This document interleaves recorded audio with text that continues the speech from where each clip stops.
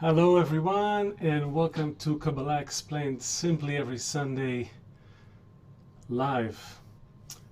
I'm very happy to be here. My name is Leo. I am actually sitting in for Marcus, who couldn't be here. And today we're going to talk about a topic that is on everyone's minds these days. I'm going to talk about identity, and not any old talk about identity. We're going to talk about why identity is your superpower. It's going to be a lot of fun. We'll try to unpack this exciting topic, and stay with us. Obviously, send in your questions. We'll try to take as many questions as we can, as I can. And those of you who are KabU members, you'll have a special Zoom session at the end of this Kabbalah Explained Simply session. We're also going to tell you a little bit about an upcoming KabU retreat in North America. So if you're in North America, be sure to stay till the end so you can hear about the upcoming retreat. It's a lot of fun. More on it in about 55 minutes. So, your identity is your superpower. So, identity. We're going to try to answer a few questions in this lesson through the lens of Kabbalah. So first of all, where is identity coming from? Where is that concept even coming from? This idea, this desire, this inner yearning to define who I am. We're going to answer that. We're also going to answer why it even exists. Why even that search for identity? Animals don't look for their identity.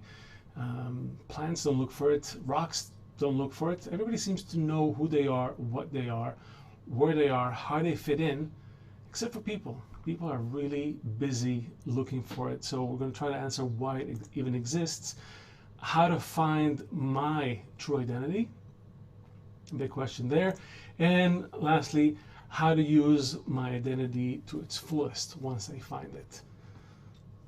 So it seems like more and more people are either searching for their identity or are in a state of identity crisis. It feels as if it's exploding, as if everyone has an identity to try to shape and make their own. It feels as if the identities of the past are either insufficient or they're not inclusive enough. They're not able to contain these awakened desires. So everywhere we look, people are trying to define who they are relative to their relationships, their looks, their age, their career, their gender, their political inclination, in general, based on their disposition in life and their circumstances. But the wisdom of Kabbalah actually explains this concept of identity, and it explains why this is in fact a natural feeling. It's not just a unique desire. It actually has a role to play in our evolution as a species, and specifically in our spiritual evolution. So what is identity? Where is it coming from? Why does it even exist? Excuse me. I'm gonna try to start with a drawing actually, and bear with me. So, some basics, okay? The creator. I wanted red. No, red. Interesting. Okay, colors seem to be off. So, imagine this is red. Oh, you can't even see it. That's great. Hold on. Bear with me. Bear with me.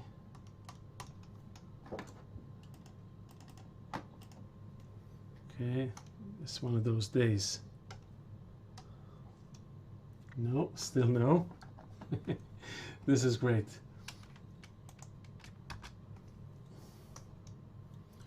Okay, we'll get there. We'll get there. Luckily, I've prepared a an alternative. So, okay, so this is the next best thing. So we have the creator here. Let me know if you see it. Good.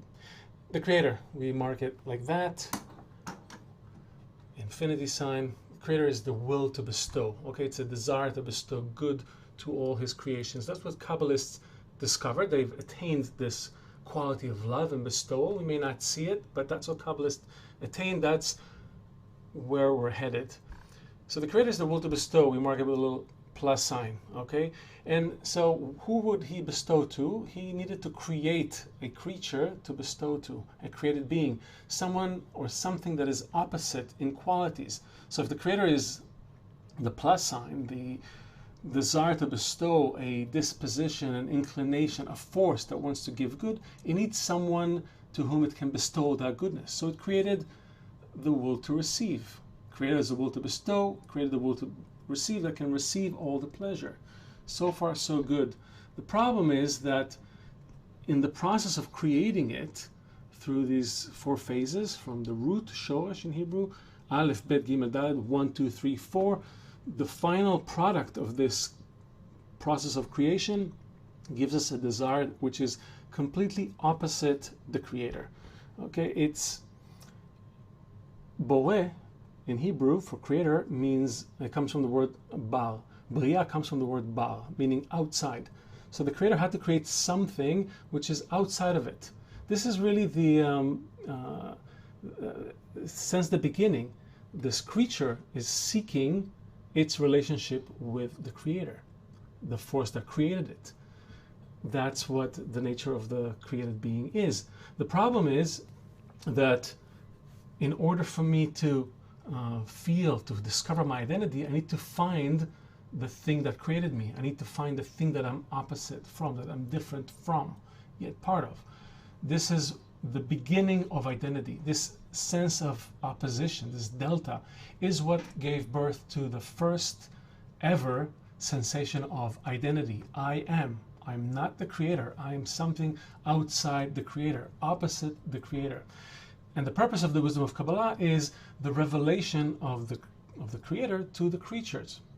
Once we reveal that quality of bestowal, of love, and we reveal our opposition to it, we, by that, reveal our identity. So far, so good. The problem is we don't feel the creator. So that's why we have the wisdom of Kabbalah.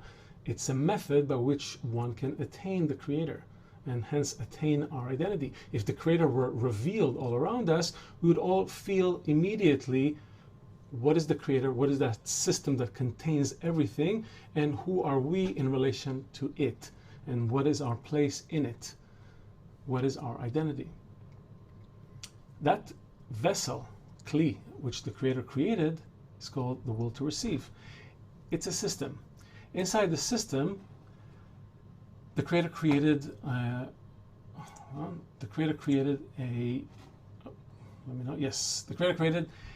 another system which is called Adam HaRishon. Adam HaRishon, sorry, this is great. Adam HaRishon is this system that was created. Adam, from the word domeh, similar to the creator, HaRishon, the first. So Adam HaRishon is the system that was designed to evolve and reach a state where it resembles the creator. Why is that? Because in order to give us all the good, we need to feel the quality of love and bestowal. In order to feel this quality, we are opposite the creator. We are the will to receive. We cannot change our nature of reception, but we can add an intention to bestow. That intention is what makes us feel the creator through the law of equivalence of form. These are all basic concepts in Kabbalah. The system of Adam HaRishon that was created was then shattered into 600,000 pieces. This is all in spirituality. We're not talking about physical fragments here. We're talking about a quality of shattering, a perception of separation. So not only are we separated from the Creator, which is the force of love and bestowal, were also further broken into smaller and smaller pieces. Why, you ask? So we would be able to begin the process of correction independently. Each piece has a tiny bit of that original will to receive, which it can then correct and begin to resemble the Creator. But this is not where it ended. In fact, this system continued to break, to shatter, in a process that eventually gave rise to space and time as we know it. That's the barrier between spirituality and corporeality. In an event that we call the Big Bang. That was the moment of shattering. A spark of light entered this will to receive, shattered it, and created space and time. From that point, we started a process of evolution. Still, inanimate, right? Rocks, matter as we know it, vegetative state, a more advanced desire to receive, which we identify as plants, which developed on Earth once the conditions were fit. Then from the vegetative degree to the animate degree, and finally to the speaking degree. Humans, people. This is all happening on the corporeal level. We emerged as humans, and from that moment we started to look for our identity. Why? Because human, Adam, is that entity, that final level of the will to receive that actually can complete the correction and resemble the Creator. So now we have about 8 billion people in the world. Those are physical expressions of the will to receive in this world. Each one of them feeling that emptiness, that sense of lack. Something is missing. I once was filled with something, with the presence of love and bestowal, the Creator. We don't know it, but something inside of us feels that. Those people who feel it, who feel that there's a spark of that original force of love, have what Kabbalists call the point in the heart. And they're the ones who begin the process of climbing back up towards that corrected state, that complete state, where they can reveal the Creator and feel the Creator. This is Kabbalah basics. Now, where does it meet us in terms of identity? So, corporeal identity started to evolve soon after. As soon as humans started to leave the comfort of animal life, started to move away from nature in search of fulfillment of the will to receive, we started to look for ways to ensure that we exist with maximum pleasure and minimum pain. That's the formula that governs everything. So although if you ask psychologists, anthropologists, social scientists today, they'll say, well, identity is a complex concept. It's made of psychological components, social, cultural, national. In Kabbalah, we break it down into very simple, into a very simple makeup. I'm the creature, the will to receive, and I'm trying to find the one relative to whom I'm opposite. So I'm the will to receive. I want to find the will to bestow. I begin to have desires in me. Desires for food, sex, family. These desires are common to animals. In order for me to fulfill those desires and feel the pleasure and not the pain, I begin to consider different identities. I begin to assume different relationships with the environment around me.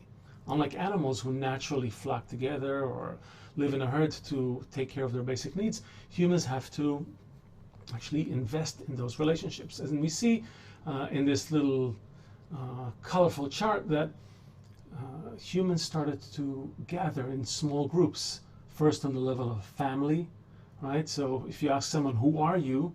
They will say, well, I'm from such and such family, or I'm the shoemaker, or I'm the carpenter, or I'm the whatever, fisherman. That was how people identified themselves. There was no elaborate system of identification. These relationships continue to expand, and I begin to identify myself as part of bigger and bigger circles. So family evolves into clans, villages, regions, principalities, kingdoms, states, all the way up to religion. So as I'm looking for ways to ensure that my basic needs for food, sex, family, and eventually pleasure, not only in this world, but maybe in the next world. I'm trying to ensure that I'm getting fulfillment for those desires. I associate myself with these growing circles of relationship. As I do it, something interesting begins to happen. Humans begin to feel that now that I'm part of these great circles that are taking care of my my needs. Hold on, let me see if I can point to it. Nope, sorry. As I'm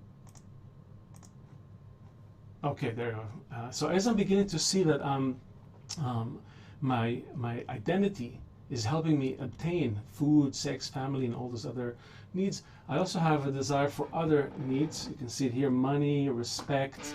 There's also here control and knowledge.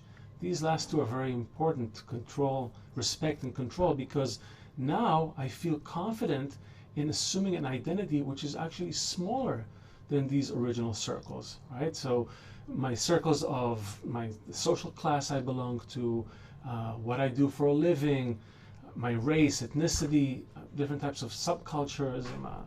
I'm a biker, I'm a rocker, I'm a hipster, I'm an environmentalist.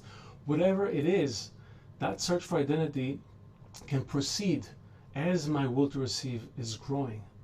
So as my will to receive is growing, my ego is growing, is demanding greater fulfillment, I also begin to feel that I'm entitled for everything this world has to offer. So now I don't feel that I rely on these circles the way I relied on them before. Now I feel that these circles owe me something. I can demand from these circles. I can demand from my religious circle, my political or national circle, my social class. I can demand recognition of my identity, be it a part of my subculture, as we said, my sexual preference, my gender, whatever my individual circumstances are. So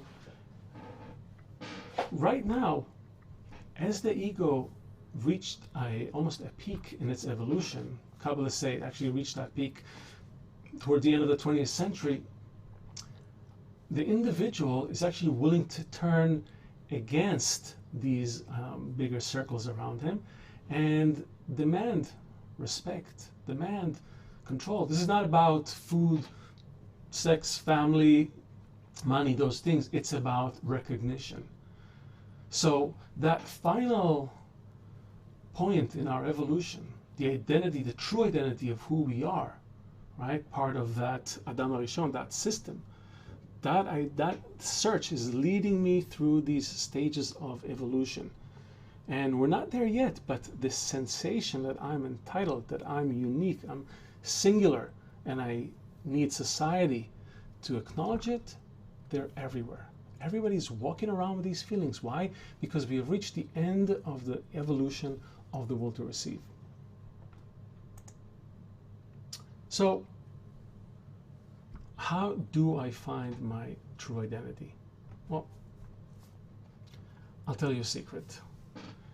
Each one of you already has his or her true identity built into your very unique makeup. Who you are is already unique. The question is, how do you tap into it? And that's what the wisdom of Kabbalah is teaching us.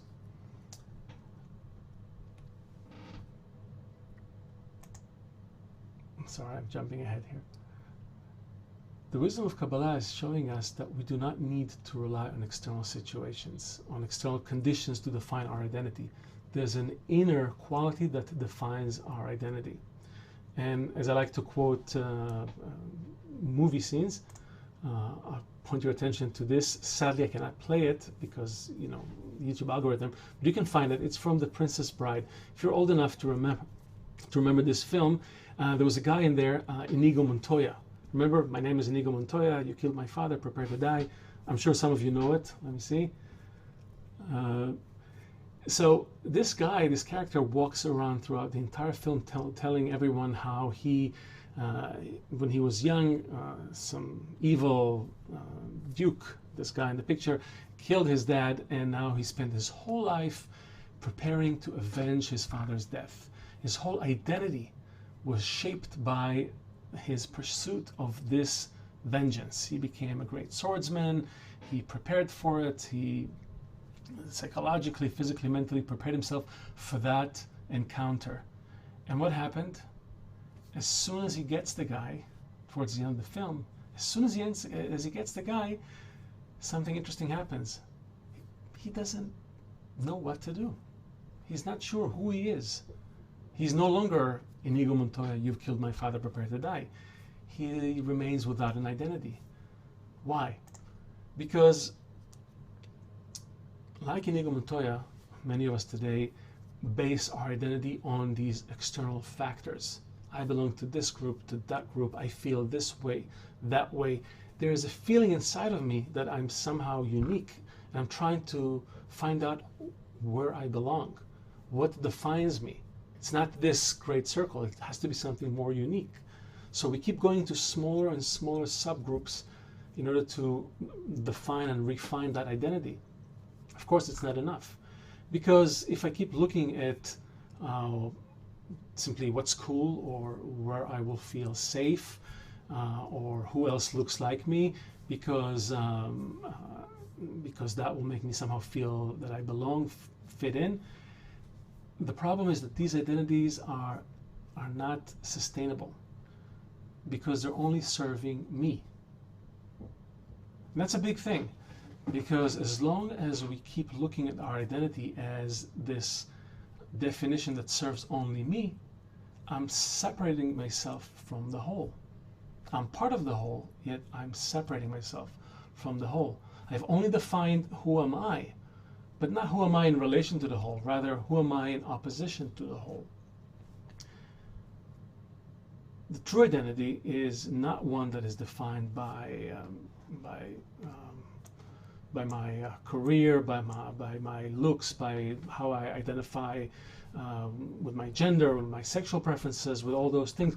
These are all important things, and people's rights should be upheld within the society, but they're not our true identity, because all these things are subject to the changing external conditions. If I identify with a certain job, coronavirus comes, takes away this job, suddenly I'm left without that identity. So who am I? I'm not the guy who's working 9 to 5 in an office doing this and that.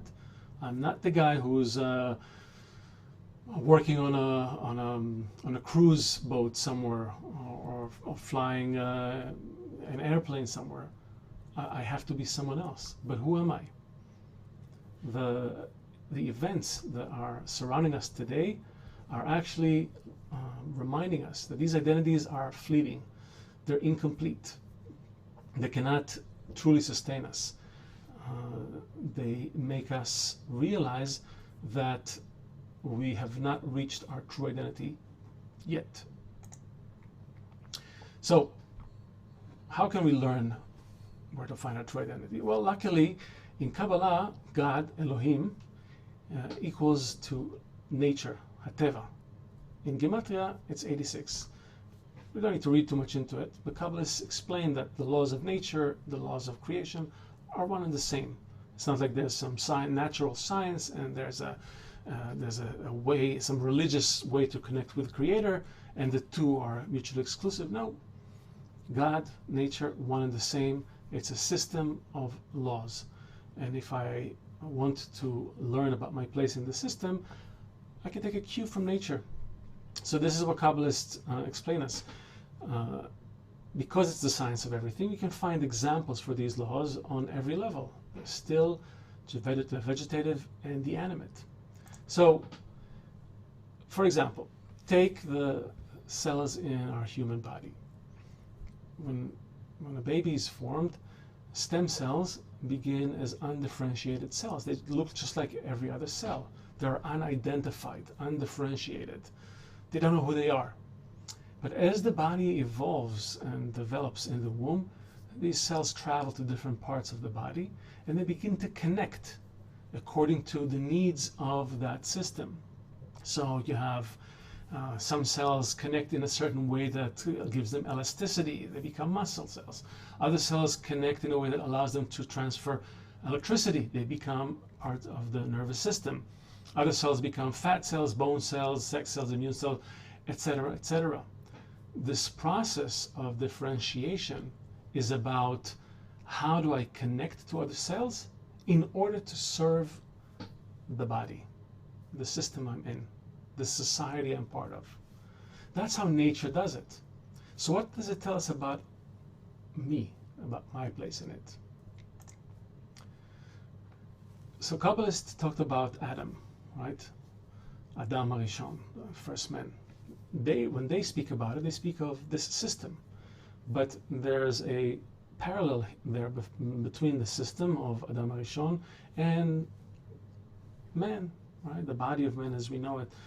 There are parallels in that we see that the cells in the human body behave in the same way that Kabbalists tell us we need to behave in the cells of the body of humanity. So me, my unique identity, is how I connect to other cells that make up this body of humanity. And not only how we connect together, but how we connect to serve that system. Again, why is service so important? Because the Creator is love and bestowal. The purpose of creation is to reveal the Creator to the created beings. If I want to reveal the Creator, I need to participate in this process consciously, willingly. If I want to get there, I need to begin to resemble the Creator. I'm opposite the Creator. Creator is bestowal, I'm reception. But if I begin to connect to other cells in the system of humanity around this intention to bestow, to give love, my identity begins to reveal itself, because it's defined precisely by the way that I connect to the system, to other cells in the system. And the beautiful part is that when I connect to these other cells, to other people in the system, I begin to find my place in the body of Adam, this guy. It's not a man or a woman, it's a system. I begin to find my place there. And when I begin to find my place there, I find something much greater. I find what Kabbalists call the root of my soul. And that place is so unique, because what determines my true identity, as I said, is my place in the system and how I connect in love and bestowal to the rest of the system. So each one of you here has a unique way of showing your deepest gift of love to the rest of humanity, to other people. It's as unique as your fingerprint. Sure, we may not know how to express that gift. For that, there's a method. It's called the method of Kabbalah. But that point of connection is so unique that even if you have a twin brother or sister, still the two of you are different. Because if you were the same, if you had the same exact desires and you had the same place in the system, you would have been one person. The fact that you are two means that there's a need in the system for both of you. So if you are alive today, you indeed have a unique superpower that you need to find, you need to discover, and you need to use it to bring love and bestowal to the people around you. This is where you find eternal fulfillment. And the amazing thing about it is that you don't just connect to the people in your close physical environment. I have my friends, my family. No, you connect to every single cell in the system. It's a holographic system. So you connect to every other cell in the system. Just like every cell in the human body contains in it the DNA for the entire body and is affected by changes that are taking place in the entire body, so are we connected to the entire body of humanity. And that's how we find our unique place and our unique identity. This was it in a nutshell. I deliberately left time for questions because last time we barely had time for questions. I have another quote from Baal HaSulam, but let's see if we have questions, and we can take some questions and go back to some of the things that we touched on, and see, hold on, and see what we have. So let's see. Okay, so question from David. What if we hate people and we only care about ourselves? Great! Welcome to the system of humanity. Right now, today, we are in a state of revealing what Kabbalists call the evil inclination. Humanity as a whole is going through a process called revelation of evil. It's what Kabbalists do in a small group, under lab conditions. They create this lab in a Kabbalistic group, and they use that to reveal this evil inclination and to correct it with the help of the reforming light. That's how the method of Kabbalah works. Right now, for most of humanity, this just happens haphazardly, in an unstructured way, mostly through a lot of pressure. Because nature works on us by applying pressure. When it wants us to move to our next level in evolution, it begins to apply pressure. When humans were ready to leave their monkey level, their animate level, their desires grew, consequently their brains grew, consequently their heads grew, consequently they had to give birth on the ground, not on the trees, and they had to leave the safety and comfort of the trees, move out into the savannah, look for shelter, look for ways to collaborate, to warn each other from predators, to make weapons, develop language, and so on and so forth. So the growing desire, the growing will to receive is constantly moving towards that goal. We are at a point where we're just about to discover that indeed we are opposite this quality of love and bestowal, and we need to start making corrections to it. We first of all need to realize that the solution to the problems is exactly in that place, not in any other area of human endeavor. It's not about solving climate problems, solving some technological issue. No, we have all the tools, everything we need. We just need to begin to recognize where the problem, the root of the problem is. And the problem is that people do not know their true identity. And not knowing your true identity leads you to doing things that are not in harmony with the system. So the fact that you are beginning to realize that you don't like people, that's a great step in the right direction. Question from Julie. How can I be sure that I have found my true identity? So Kabbalists talk about, let's see, let me go back here a few steps. Give me a second. Let's see. So, okay. All right, so this drawing, and I'm not sure why my board is not working properly. Let me try, maybe I can, hold on a second. Let's see. I'll try to activate the board again. Oh, I think it's working. I think it's working, so hold on.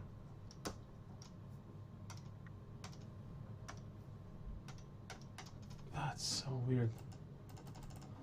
It's not really, I'm not sure why it's not, oh, hold on, I have a feeling I understand what's going on here. I do not understand what's going on here. Okay, we'll leave that for now. All right, so for lack of a better system, try this. So we live under this line, right? This is the barrier between corporeality and spirituality. Because we're there, we are completely oblivious to the spiritual reality, which is much greater. Here it looks like it's like 50-50. No, it's more like 0.0001% versus everything else. So our existence is so limited. We have no clue where we are, what we're doing. We're living in a state that Kabbalists refer to as a dream state. You can watch my last Kabbalah Explained Simply from 2 weeks ago. as long as we're in that state, we can't be sure of anything. We have to rise to the spiritual level, to the first degree in spirituality, to start to see reality for what it is, to see our place in it, to start to see it from the point of view of the system rather than the point of view of the individual. So we do it in a Kabbalistic group. When you work in a group, you connect, you apply efforts to resemble the force of love and bestowal according to specific principles that were given to us by Rabash, the son of Baal HaSulam, the teacher of our teacher. He laid out all the principles for working in a group, in a Kabbalistic group. And when you apply these principles, when you make these efforts to connect, to care, to show love above your natural inclination to hate the others, you begin to draw on you the reforming light. That's a quality that works on you. It's not the light of the Creator yet, but it's the force that works on those efforts. It's the same force that works on you when you naturally desire to grow as a baby. It's the same force that works on those efforts on the animate level, and now it will work on your efforts on the speaking, or the human level. So as you make efforts to become human, Adam, Domeh, similar to the Creator, the light works on those efforts and begins to give you new qualities, new senses. When you acquire these new senses, when you acquire that first degree of spirituality, the intention to bestow above your natural desire to receive with the intention to receive, you'll be able to see where you are, how do you fit in the system. And the more you climb, the closer you get to your original place in the body of Adam HaRishon. Question from Lyndon. Is the infinite creator and the infinite creature, after the very beginning, the first instance of the law of polarity which pervades all reality from that point forth? Ooh, okay. It's a melon scratcher. Lyndon, try to ask it more succinctly. I just don't have time to translate every question. From Kointa, I hope I'm pronouncing it correctly. If I'm not working on in a Kabbalistic group yet, what can I do not to harm those around me as I continue to discover how much I dislike others and I can't let them come closer? This is a great question. In fact, if you look at the coronavirus, all these events that are actually coming to us from nature, look at them. They force us to relate to one another in a new way. If it's a flood, I suddenly have to work together with people, or a fire, I have to work together. If it's the coronavirus, I suddenly have to separate myself, right? You stay there, I'll stay here, keep your distance. We're gonna go back to our rooms, so to speak, until we learn how to relate to each other. This is nature's very coarse way of pointing us in the right direction. Kabbalists say there are no, the Creator doesn't just send you blows. Every blow is an invitation to come closer to Him. So all these pressures applied on us by nature are designed to do exactly that, to help us see our true state. So if you are starting to see your true nature, that's great. You can opt for the second degree of work. So if the highest degree is love your friend as yourself, as Kabbalists define it, the one below it is don't do to others what you don't like done to yourself. So that's a very good rule of thumb. How do I behave with people around me if I don't want to harm them? If something you know will harm you, don't do it to others. So that's a good first step. And you can start to talk to other people about it. You can talk to other people online. It's a safe space, relatively speaking. You can start that. But at the end of the day, if you have a point in the heart, if you have this desire to find your true identity, to find what is going on, it will be very difficult for you to ignore that point in the heart. You will find your way to Kabbalah, the way you find your way here. So there are different levels of study. You don't have to go all in, but by engaging in the wisdom, reading the books, joining these lessons, you are also drawing on you the reforming light. You are under this general influence, under that field, okay, that's starting to work on you. And so slowly and all in good time. Danielle is asking, so you can say in short, stop and figure out yourself and start giving to people, roughly said. That's a very good summation. That's why it was so difficult to fill a whole hour with it, because the answer is very simple. You can take, what I like to say is you can take all the entire section of self-help books. You can take the entire section of self-help books in Amazon or your local bookstore and just trash it. The problem is not you. The problem is how I connect to others. I'll give another metaphor. Again, I can't draw, so I'll have to be creative. So this is me, and I'm trying to connect with others. So some people say, well, I can cut some things, right, until I'm like others. Maybe cut some fingers or something until I'm like the others, or I can try to take over others. What we're saying is try to see how you fit in with others, how you complete the others. That's where you find your true identity. Your true identity is exactly there, in the place that you connect and bring love and bestowal to others. That's where you find how unique you are. Just like the cell in the body that discovers, wow, I didn't know I'm a cell in the nervous system. That's but not like a cell. A cell is on an animate level. Imagine a human, billions of times greater than a cell, right? It's made up of all these cells. So your potential for revealing how unique you are is huge, almost infinite, because there's no limit to bestowal. There's limit to reception, but no limit to bestowal.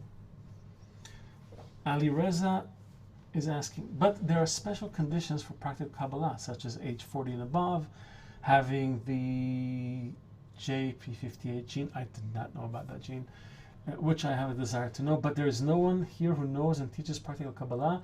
I do not even think there are more than 300 people in the world. Well, Ali Reza, I have great news for you. Number one, all these conditions for Kabbalah were put there by Kabbalists who were trying to keep humanity away from that wisdom until it reaches a point where it's ready. It was unripe. Okay, it's like trying to eat an unripe fruit. So you keep people away. You say, oh, it's poisonous. Don't touch it. You need special equipment. When you're ready, or when the fruit is ready, you can actually eat it, right? So the fruit is you, is your desire to receive. Humanity's desire to receive, humanity's ego. We had to reach a certain level of development, and now the wisdom is open to anyone who has these questions. You don't need a specific gene, because spirituality is not in your genetic makeup. Whoever you are, whatever you have, the way you came to the world, you are best suited for discovering your identity. And let me tell you something else. There are way more than 300 people. There's 300 people who study only in this building. Well, not in this building because we're virtual now, but only here where I'm teaching from, there are 300 people. There are thousands upon thousands of people around the world who study. There are probably millions who have been exposed to this wisdom. And there are classes just like this one. And if you join KabU, you can actually go through the more structured learning path and become a Kabbalist and discover your true identity. So you can put all these things aside. Don't worry about your genes and go study. Question, is the ultimate sorry, that's jumping. Ethel, love is never love until we give it away to another person, right? I try to stay away from expressions that are too poetic. I mean, it's great. By the way, almost every artist, every singer, every performer, every artist, they all have a natural sensation of this lack. They're constantly searching for themselves because they have a very strong, big ego. That's part of it. So they come up with different ways to bridge that inevitable gap through beautiful poetry and music and songs and all kinds of things. But here we're trying to be way more practical. At the end of the day, I am a desire to receive pleasure for myself. And I cannot change who I am. The matter of creation, which is the desire to receive pleasure, remains. But the intention, why do I want to receive it? That you can change with the help of the light. So you remain a desire to receive pleasure, but with the intention to bestow, to love.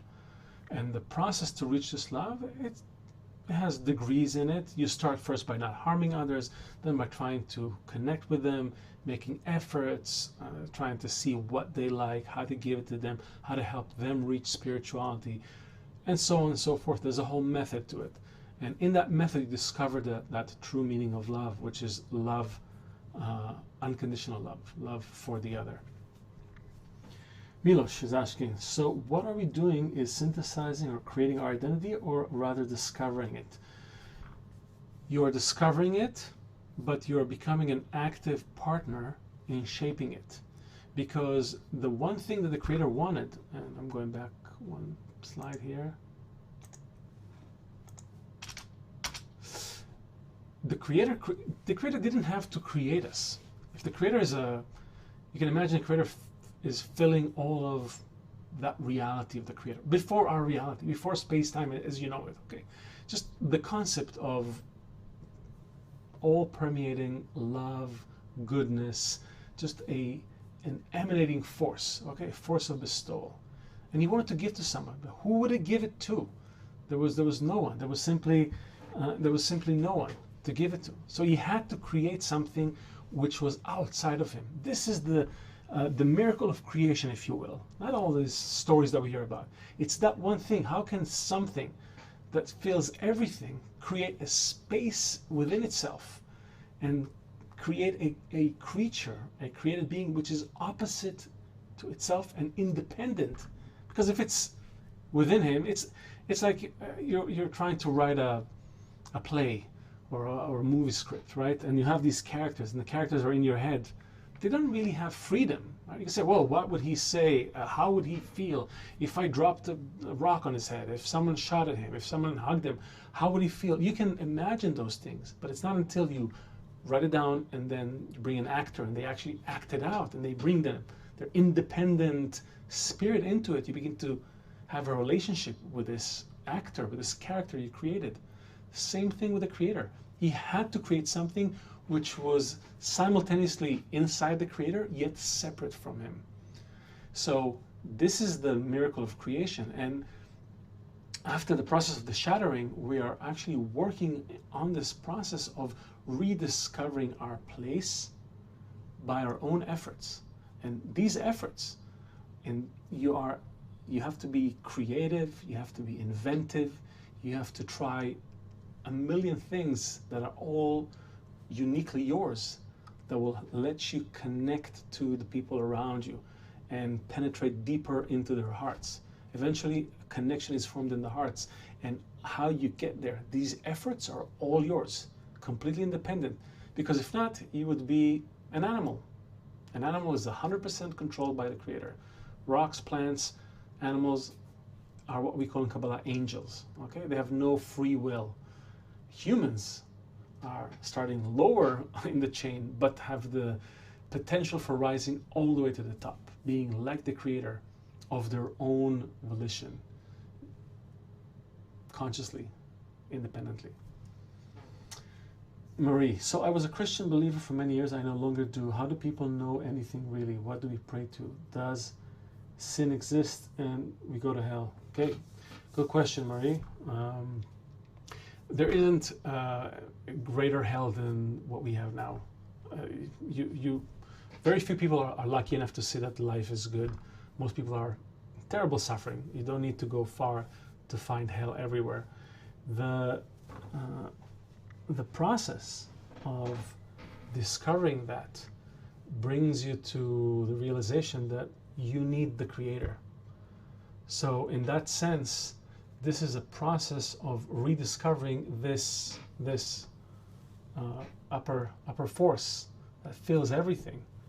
And the concept of prayer is what Kabbalah calls work in the heart. The problem is that everyone can open a book and just utter some words. Oh, please do this, please do that. But usually what we're asking for are some egoistic things, right? I'm asking for something for myself, or something for someone that is close to me, or something egoistic for someone that is close to me. Either way, I'm an egoistic creature. My demands, my requests are always egoistic. The whole world is praying and nothing is coming out of it, right? Why? Because we're praying for ourselves. And in Kabbalah, we learn how how to bring the heart to a state of prayer through these efforts. It's when you make these efforts in the group that you begin to see that you're helpless without some force that will help you. It's, again, go back to the example of growing up as a baby or as a child. You wanted to grow up. You played the next degree each time, right? You played with little cars, then you played like you drove on a little, toy car, then you played you make believe in your parents' car. Eventually you got a car, right? This process of growth was fueled by your desire to become the next degree. But on the egoistic, animate level, we're doing the same thing, but in order to become humans. So if human, Adam, is the one who resembles the Creator, I have to play like a human in a small group. That's where I play, and from the play I come to the pray. Okay, that's how it works. These efforts to play the next degree beget in me this inner prayer, this desire for some force to help me, and that's already the correct prayer. And there's no sin. The only sin is to receive an invitation to discover the Creator and ignore it, if you can say that. The only sin is remaining in the will to receive in order to receive consciously. Everything else is not a sin. You can do anything in this world. There are consequences, obviously, but this world is like a playground. It is to play and move up. Renata, is the desire necessary to understand the values and principles of Kabbalah? Yes, desire is the only thing necessary. If you have a desire to discover your true purpose and meaning and who you are and where you came from, find the root of your soul, you can study Kabbalah. You don't need to be anything. The people that originally discovered the wisdom were later called Jews. Jew from the word Yehudi, Yichud, unity. Okay? So these are the people who understood nature's plan and started to apply it and learn the method for applying it in a group above the growing ego.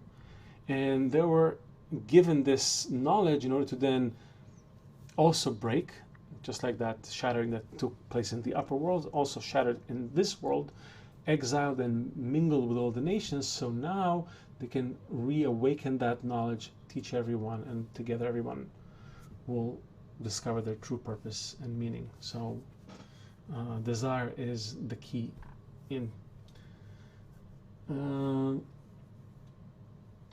Zelta, isn't this independence only an illusion? Yes. Yes. Even this awakening, by the way, the fact that you are here, that's also not of your doing. You received an awakening and you had to act on it, because otherwise it would be painful, right? The same way every desire that we get forces us to pursue it. So there's no independence there. The independence is in strengthening your efforts in that environment. Person has only one choice to make, and that is to choose an environment where they can make efforts to connect and draw the light that would work on him. That's it. This is the place of your free choice. Baal HaSulam has an entire article about it. It's called The Freedom. Highly recommended. Question, is the ultimate realization the identity of the Creator? It's the revelation of the Creator. The revelation of the Creator to the created beings. Last questions, because I have to go to the retreat. I'm not working on Kabbalistic group yet. What can I do? Oh, no, sorry, we've done that. Troy, this is my question. Jesus studied Kabbalah but never became a Kabbalist. Am I correct?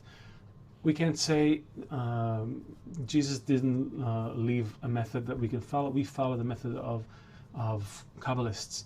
So there were contemporaries of Jesus, and the knowledge of Kabbalah was transferred all the way up to, we can trace it back to our teacher, who studied with his teacher, who was the son of Baal HaSulam, who studied according to the method of the Ari, Baal Shem Tov the Ari, and all the way back to Rashbi and Abraham. So there's an uninterrupted lineage of Kabbalists, and we go by the method that we can work with.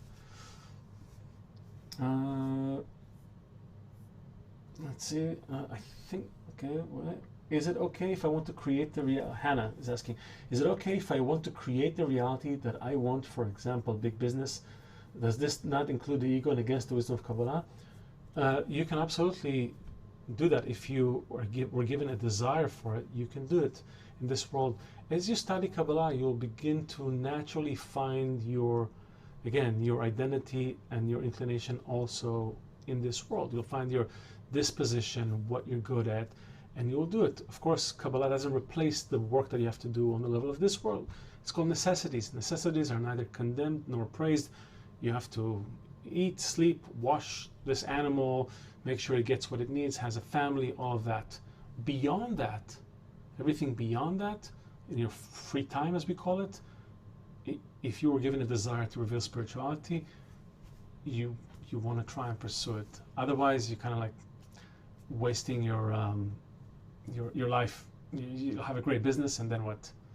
So it's always about making a calculation of what's most important to me. Where's my innermost desire? I want to finish with a quote by Baal HaSulam, which I mentioned. Hold on. It's coming. There you go. It's from Baal HaSulam, Peace in the World. The time of world peace, when the whole of humanity achieves the level of the first side, forget about that, and will use their singularity only in a manner of bestowal upon others, and not at all in a manner of reception for oneself. And it is good to copy here the above mentioned form of life, so it will serve as a lesson and a role model to settle our minds under the flood of the waves of our lives. Perhaps it is worthwhile and possible in our generation too, to experiment in resembling this above form of life. This singularity, using this singularity, this uniqueness in a manner of bestowal upon others. We can only hope. Great, so I'm happy, hold on. I'm very happy to tell you that we are having a retreat, a physical retreat. Again, if everything goes as planned, physical retreat, first week end of October, and it takes place in upstate New York. If you're in North America, I highly recommend you try to make it. This is an unbelievable event. We couldn't hold it last year because of the virus. Now the conditions are favorable, as they say, and it's where you'll meet instructors, other students. You'll see what a Kabbalistic environment could feel like, even though it will be physical, and then when it's done, you go back to your virtual settings. It doesn't matter. You get a taste of that, and it's an opportunity to work intensely on these principles that Kabbalah teaches. And there will also be a virtual component, but again, I cannot stress enough the physical element of being there for 2.5 days together, lessons, TED Talks, TED-like talks, I should say, not TED Talks, lessons, Q&A, walks in nature, campfires. Like the whole setting is just designed to help you focus on the connection with others. Whether you like it, you don't, it doesn't matter. You discover yourself, and you discover how to work with yourself. It's amazing. Here's a small, short clip by a fellow instructor, Tony Kozinek. You probably know him. Let's see if I can play it for you. It isn't the ideas that change our lives. The concepts won't open up your perception of reality. To make the wisdom of Kabbalah real, you've got to learn how to live it. And that's what the KabU retreat is. It's a spiritual boot camp where you can rise above the egoistic world for 3 days of immersion into a true Kabbalistic environment that functions just like the laws of nature. Learn to live them 24/7, building bonds of confidence that turn the love of friends into a connection with the upper force. Eat, sleep, serve, celebrate with fellow students and teachers from KabU.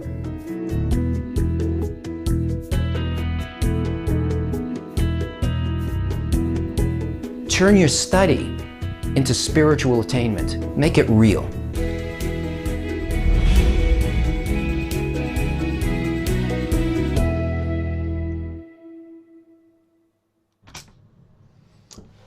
So this is all the time we have for today, and I left a lot of time for questions, but so many questions. This is great. If you have the questions, try to make it to the retreat. It will change your life. Whether you continue to study Kabbalah afterwards or not, it doesn't matter. I'm in touch with a few people who came to the very first retreat. Some of them did not continue to study with us. That's fine. They are finding who they are in the system, and it changed their lives. Please try to make it. There will also be a virtual connection, but again, there's no replacement to getting that taste in that very special settings. So until, oh, there's a website. I'm sorry. Give me a second. I want to show it to you. Hold on, just so they don't say that I didn't show it. There you go. So retreat.kabbalah.info. Okay, that's the website. It's the inner change you need to meet the new reality. It speaks of the conditions the world is in today, what to do there, what to do with it, how to work with it, how to take it back to life outside of the retreat as well. There will be, as I said, many types of activities, whether you're attending physically or virtually. Music, workshops, you learn about Kabbalistic melodies, the sources, Kabbalistic meals, walks in nature, all that stuff. Great pictures as well from past retreats.